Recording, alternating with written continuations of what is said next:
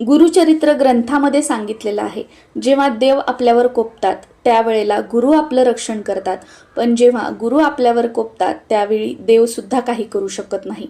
एवढं महत्त्व गुरूंचं आपल्या आयुष्यामध्ये आहे. गुरुपौर्णिमेनिमित्त तुम्हाला कोणतीच सेवा करणं शक्य नसेल, कोणतेच पारायण करणं शक्य नसेल, इच्छा असूनही काही तुम्ही करू शकत नसाल, तर सकाळी उठल्यापासून ते रात्री झोपेपर्यंत दिवसातले फक्त 10 मिनिट काढा आणि गुरुचरित्रातील हे 2 अध्याय वाचायला सुरुवात करा. गुरुकृपेने अशक्य गोष्टी शक्य झाल्याशिवाय आणि आयुष्याचं सोनं झाल्याशिवाय राहणार नाही.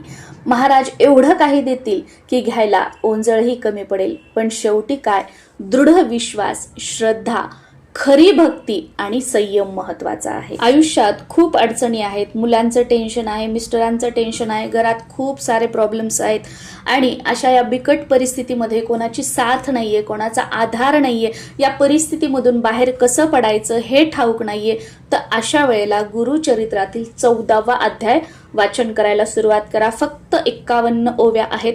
कोणत्याही ग्रंथ भांडारामध्ये, जिथे पूजा साहित्य वगैरे मिळतं किंवा ग्रंथ वगैरे मिळतात अशा दुकानामध्ये फक्त 15 रुपयाला तुम्हाला हे छोटंसं पुस्तक मिळेल. 14व्या अध्यायाचं तो तुम्ही नित्य नियमाने पठण करू शकता. कोणत्याही गुरुवारपासून तुम्ही या सेवेला सुरुवात करू शकता.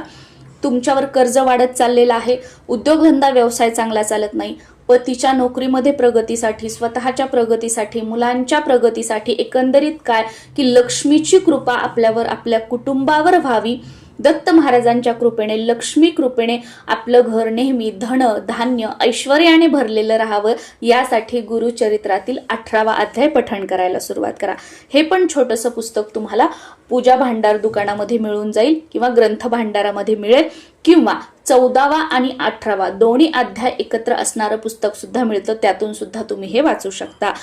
हे अध्याय कसे वाचायचे, याचे नियम काय आहेत, याबद्दलचा संपूर्ण डिटेल व्हिडिओ आपलं चॅनल प्रांजली जोशीवर अवेलेबल आहे, तो तुम्ही बघू शकता. याचबरोबर गुरुपौर्णिमा कशी साजरी करावी, गुरुपौर्णिमेनिमित्त 21 दिवसांचं स्वामी सारामृताचं पारायण, 7 दिवसांचं गुरुचरित्र पारायण, 1 दिवसीय गुरुचरित्र पारायण कसं करावं, या व्यतिरिक्त गुरुपौर्णिमा कशी साजरी करावी, असे सर्व व्हिडिओ आपलं चॅनल प्रांजली जोशीवर अपलोड झालेले आहेत. नक्कीच तुम्ही बघू शकता. नमस्कार.